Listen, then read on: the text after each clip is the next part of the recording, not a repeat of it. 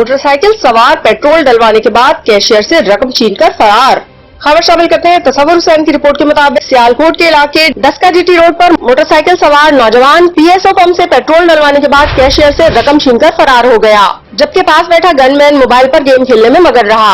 सियालकोट के इलाके Daska GT road पर मोटरसाइकिल सवार नौजवान पीएसओ पंप से पेट्रोल डलवाने के बाद कैशियर से रकम छीनकर फरार हो गया, जबकि पास बैठा गनमैन मोबाइल पर गेम खेलने में मगन रहा।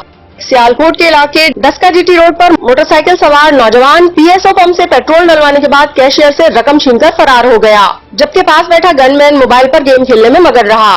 सियालकोट के इलाके डस्का जीटी रोड पर मोटरसाइकिल सवार नौजवान पीएसओ पंप से पेट्रोल डलवाने के बाद कैशियर से रकम छीनकर फरार हो गया, जबकि पास बैठा गनमैन मोबाइल पर गेम खेलने में मगन रहा।